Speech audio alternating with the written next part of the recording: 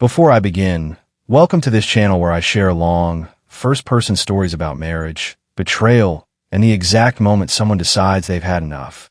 If you like calm, detailed confessions that feel uncomfortably real, make sure to like this video, subscribe, and turn on notifications. Because today I'm going to tell you how a simple backyard barbecue turned into the day my entire marriage exploded in front of 30 people. My name is Ethan Cole. I'm 37 years old.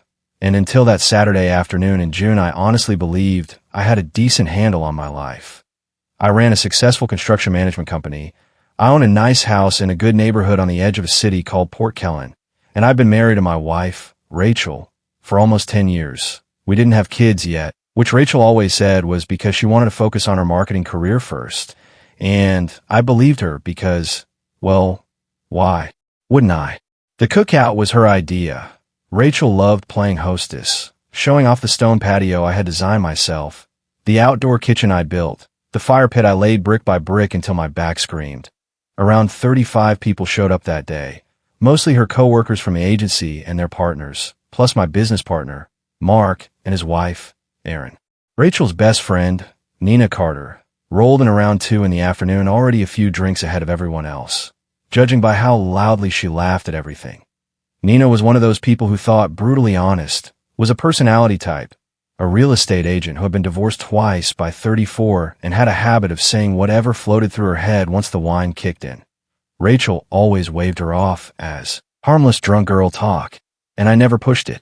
I was in my usual spot by the grill when Nina staggered over, balancing a sloshing glass of red wine. The chicken thighs were hitting that perfect char, just starting to crisp at the edges the way I liked them, when she leaned her elbows on the counter and squinted at me. "Ethan," she said, swaying a little, "can I ask you something?" I didn't think twice. "Sure, Nina, what's up?" I said, flipping a piece of chicken. "When are you finally going to leave her?" she asked, calm and casual, like she was asking when I planned to upgrade my truck. The spatula froze in my hand. Around us, the noise of the party started to die, conversations cutting off one by one like someone was hitting mute on the entire backyard. People turned their heads. Mark stopped in the middle of the story about a nightmare client, and a half-laugh hung in the air and then disappeared. "I'm sorry, what did you just say?" I asked, setting the spatula down very carefully on the side of the grill. Nina took a long sip of wine, totally oblivious to the tension thickening around us. "When are you going to leave Rachel?" she repeated. "I mean, you must know by now, right?" My heart started pounding in a way that had nothing to do with standing over a hot grill. Her drunk brain finally caught up to her mouth and her eyes went wide. "Oh, wait," she murmured, glancing around at all the frozen faces. "He doesn't know." That was the moment Rachel walked out of the house, carrying a tray of burger buns. She took one look at Nina, at me, at the shocked circle of people watching, and the tray slipped from her hands. Rolls bounced and scattered across the patio like tiny white grenades. "Nina." Rachel's voice came out high and sharp. "What did you just say?" Nina frowned, still not fully grasping the disaster she'd started. "I just asked when Ethan was going to leave you," she said.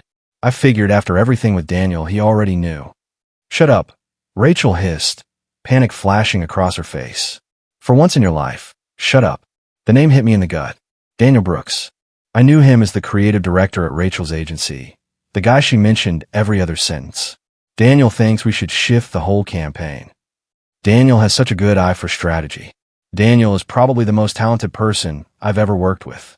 I had heard his name so often he felt like an extra roommate I'd never met. Mark stepped up beside me and put a hand on my shoulder. "Ethan, maybe we should go inside and talk," he muttered, but my feet wouldn't move. I was staring at my wife, at how completely drained her face looked, at the guilt pouring off her like heat off the grill. "How long?" I asked quietly. Rachel's eyes filled with tears on the spot. "Ethan, please, not here," she whispered. "Not like this. How long have you been sleeping with Daniel?" I said, louder this time. The gas around us sounded like wind rushing through trees. Someone's phone clattered to the ground. Erin grabbed Mark's arm like she needed something solid to hold on to. "About 9 months. Nina chimed in helpfully, apparently deciding that since the secret was out, she might as well go all in. "Since that winter party they had at the office. Rachel said you were too married to your job to notice anything anyway." Rachel spun on her. I told you that in confidence, she snapped. Nina lifted her chin, her drunk courage kicking back in. You also told me you were going to leave Ethan months ago, she shot back. But you keep dragging it out because you like his money and this cute house he built for you. I felt like I left my own body.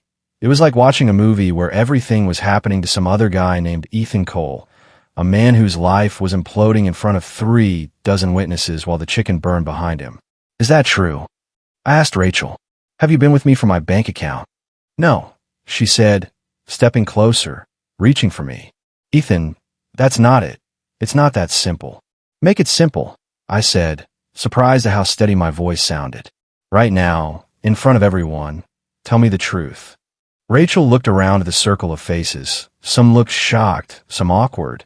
A few had that guilty look people get when they suspected something for a long time and are watching it finally blow up. I didn't mean for it to happen, she started, and I noticed that she didn't deny any of it. Daniel and I just clicked. He understands me in ways you just don't. Got it, I said. 9 months. That's 2 seasons of lies. Hundreds of days looking me in the face and pretending everything was fine. I never wanted to hurt you, she said, tears streaking her cheeks. I was trying to figure out what to do, how to tell you. No, I cut in. According to Nina, you were planning to keep the affair going while you enjoyed the house I renovated and the lifestyle my company pays for. Mark's hand tightened on my shoulder. Maybe people should give you 2 some space, he told the crowd. Let them talk. I shook my head. They can stay, I said. I want witnesses for this. I turned back to my wife. Did you ever love me? Or was I just a safe option until something more exciting came along? Of course I loved you, Rachel said. I still love you, Ethan. But Daniel makes me feel alive in a way I haven't felt since we got married. Since we got married, I repeated. So basically you've been unhappy for years but didn't bother to mention it because the benefits were too good to walk away from. Nina, who had started the fire, decided to toss in more gasoline. She's been talking to divorce lawyers, she blurted out. She's been planning to ask for half of everything. She's been talking about it for months. Rachel rounded on her, furious. Nina, I swear, wait, I said, holding up a hand. You've been meeting with divorce attorneys while still sleeping in my bed, while pretending we were building a future together. Rachel opened her mouth, closed it, then finally nodded. I needed to know my options, she mumbled. Your options, I said, and then a laugh burst out of me, loud and a little unhinged. The absurdity of standing in my own backyard, surrounded by people eating my food and drinking my beer while my wife admitted she was planning my financial execution was too much. Mark looked worried. Ethan, man, maybe sit down, he said. I'm fine, I answered, wiping at my eyes. Actually, I'm better than fine, because for the first time in 9 months Rachel and I are having an honest conversation. I really looked at her then and realized I was staring at a stranger. Here's what's going to happen, I said. You're going to pack a bag, and you're leaving tonight. You can go stay with Daniel, with Nina, with whoever is willing to take you in after this performance. Ethan, please, Rachel begged. We can talk about this inside. What? I asked. Privacy didn't bother you when you were with another man. It didn't bother you when you were quietly planning to gut me in court. So no, we're doing this here, now with witnesses. I pulled out my phone and started typing. I'm messaging my attorney right now. By early next week, you'll have divorce papers. And unlike you, I'm not going to drag this out. You're really just going to throw everything away? She demanded. What about the house? Even in the middle of a meltdown, she couldn't stop thinking about assets. What about it? I said. I bought this place before we got married. I designed it and renovated it with money from a business that existed before you came into my life. I'm pretty sure this house stays with me, but you can confirm that with whatever sharks you've been consulting. The color drained from her face.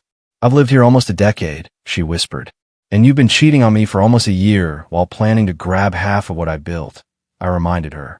Forgive me if I don't feel generous about property division. Aaron stepped forward gently. Rachel, maybe you should call someone pick you up, she suggested. You really shouldn't drive right now. I'll call Daniel, Nina offered, still tipsy and still strangely clueless. Perfect, I said. Call the man she's been sleeping with. He can start cleaning up this mess for once. Rachel looked around at the crowd, maybe hoping someone would defend her. Most people avoided eye contact. A few of the women were already whispering, mentally replaying every interaction they'd ever seen between us. I'm going inside to pack, she mumbled. But Ethan, this conversation isn't over. Yeah, I said firmly. Yeah, it is. From now on, the only conversations we have will be through lawyers. After she disappeared into the house, an awkward silence settled over the yard. Then Mark cleared his throat. I should probably rescue the grill, he said. Those chicken thighs are charcoal. Something about that broke the tension. A few people laughed nervously. Someone turned the music back on a low volume. And slowly conversation started up again, every single one of them obviously about what had just happened. I sank into one of the patio chairs I'd built the previous summer. Erin appeared with a beer and placed it in my hand. How are you holding up? She asked quietly. Honestly, I don't know, I said. Part of me wants to throw up, part of me wants to scream, but mostly I just feel empty.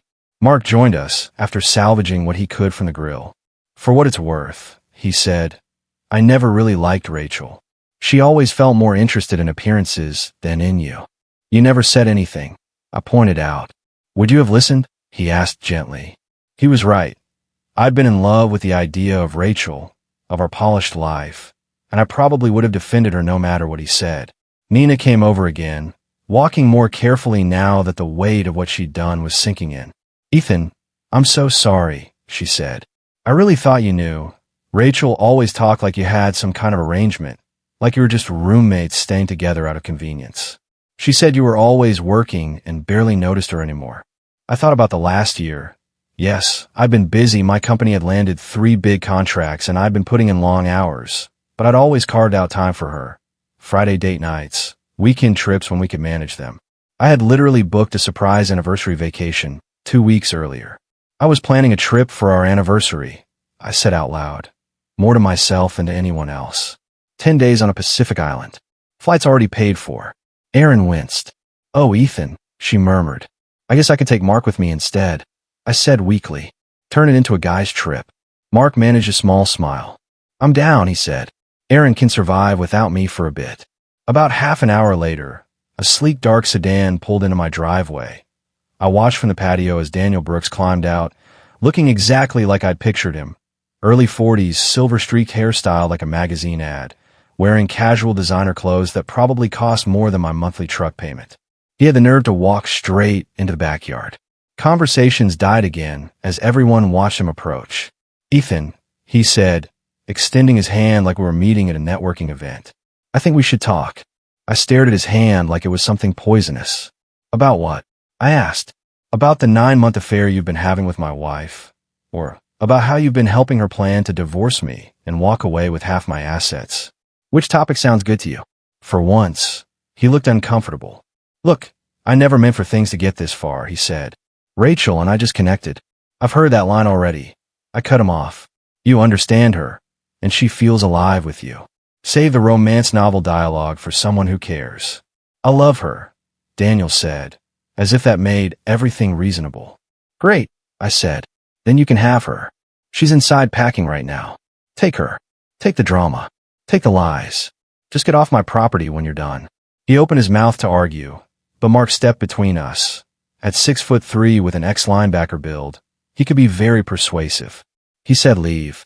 Mark told him calmly. I'd listen. Daniel apparently decided he didn't want to test the physics of being thrown off my patio. He headed toward the house, just as Rachel appeared with 2 suitcases and her laptop bag. She froze when she saw me watching. Ethan, I really am sorry, she said. I never wanted it to end like this. How did you picture it ending? I asked. With you cashing out and me standing in the rubble of my life, wondering what went wrong. She didn't answer. Daniel took her bags, loaded them into his car, and I watched my wife of almost a decade drive away with another man while 30-plus people stood in my backyard, witnessing the most humiliating moment of my life. After they left, the party dissolved fast. People came up with shaky excuses and slipped out, probably eager to start texting their own friends about the drama they'd just seen. Soon it was just me, Mark and Erin, sitting among paper plates, half-finished drinks, and cold food. Do you want us to stay? Erin offered. We can help clean up. No, I said, staring at the abandoned cups and plates like they were artifacts from another life. I need some time alone to process this. When they left, I sat on that patio until the sun went down. I thought about the years with Rachel, about the proposal I'd planned in ridiculous detail, The wedding that cost more than my first truck, the renovations I'd done to make this house ours instead of just mine, or so I'd thought. How much of it had ever been real? Had she ever loved me? Or had I just been a convenient stepping stone of the life she wanted? My phone buzzed with a text from an unknown number. It was a photo of Rachel and Daniel on what looked like his couch, wine glasses in hand, leaning into each other. Underneath, a message: "Figured you should see this." They're not even trying to hide it. Nina. I stared at the photo for a long moment, then deleted it. I didn't need photographic proof.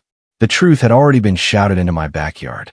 The next morning I called my attorney, a woman named Carla Benson, known in local business circles as the kind of divorce lawyer who could smell money traps a mile away. I'd gotten her name from a client who had gone through a nasty split a few years earlier. "Start from the top," Carla said when I sat down in her office on Monday morning. I told her everything. The barbecue, Nina's drunken bombshell, Rachel's confession, the fact that she'd already been meeting with divorce lawyers and planning to grab half of everything. Carla took notes, her expression getting darker as I spoke. When I finished, she leaned back in her chair. "First bit of good news," she said. "The house is safe. You bought it before the marriage and renovated it with premarital business funds, so it's your separate property." "And the bad news?" I asked. "Your company," she said. "Depending on how much it grew during the marriage, she could try to claim a piece of that increase. I can't give you numbers without seeing your books, but here's what I need from you.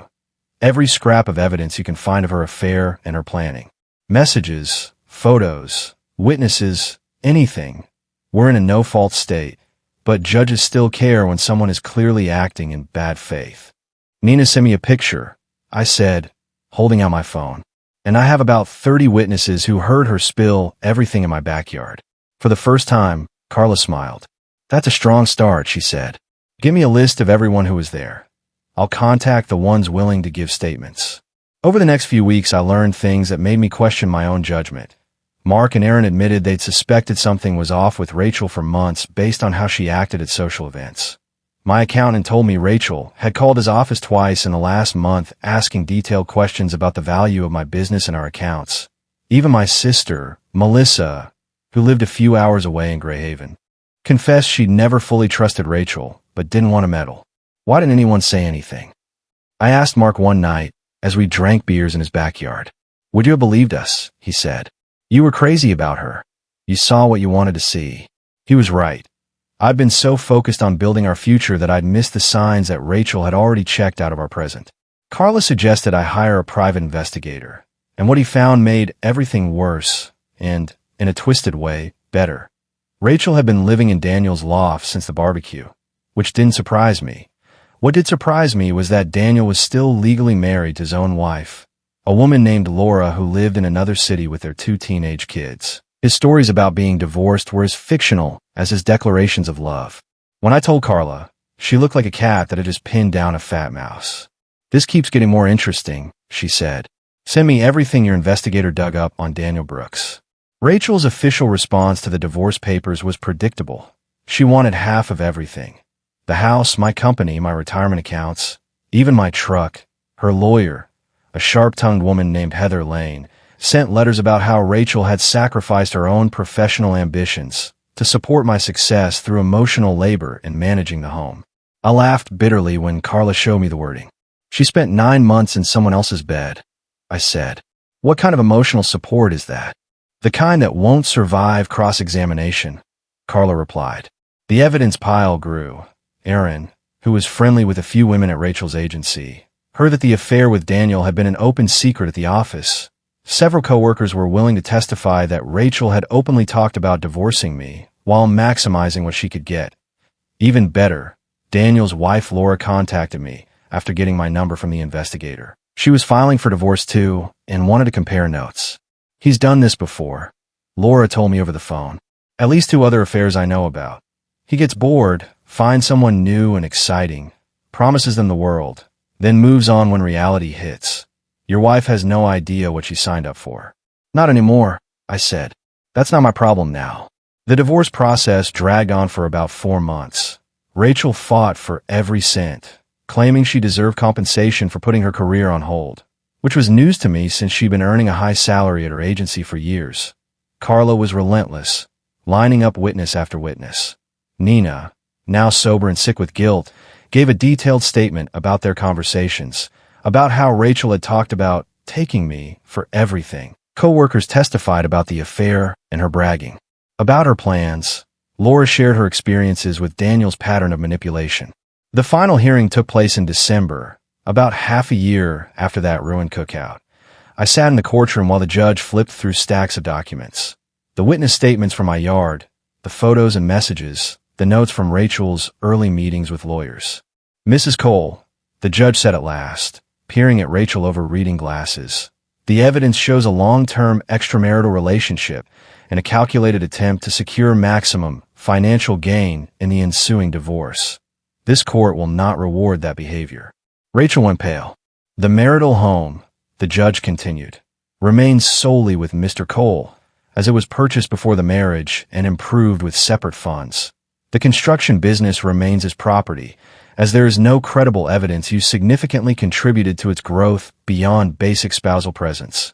You will retain your personal belongings and the vehicles purchased during the marriage. You are not awarded spousal support or any share of Mr. Cole's retirement accounts.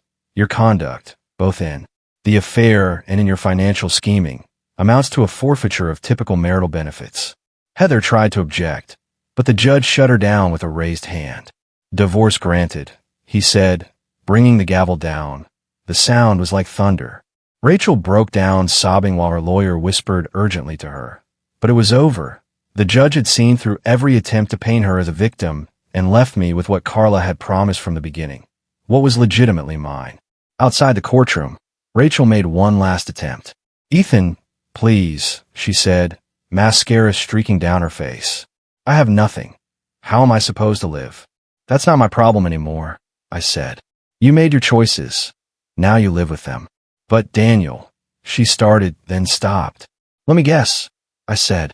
"Daniel lost interest the second you stopped coming with half of my net worth attached to you." Her expression told me everything I needed to know. Once the judge made it clear she wouldn't be leaving with a big payday, Daniel had moved on to his next project. "It's not fair," she whispered. "You're right," I said. "It's not fair to lie to your husband for months. It's not fair to plan his financial ruin while you smile at him across the dinner table. It's not fair to make him look like a fool in front of 30 people in his own backyard. But life isn't fair, Rachel. You taught me that." I walked away and did not look back. About 6 months after the divorce was finalized, I sold the house. There were too many ghosts in those walls, too many memories warped by lies. I bought a smaller place closer to my office, something simple that felt like a fresh start, something that was just mine and no one else's. My business kept growing. Mark became a full partner, and we landed a major infrastructure contract with the city. The story of my disastrous barbecue made the rounds in the construction community, and instead of mockery, I got sympathy and support. Other contractors reached out with their own stories of betrayal, of spouses who thought they could cash out a marriage like it was a business deal. Eventually, I started dating again, carefully. My first real relationship was with a civil engineer named Clara, who worked for the city's planning department. She was smart, funny, and, most importantly, honest. On our third date, I told her the whole story. "That must have been brutal," she said.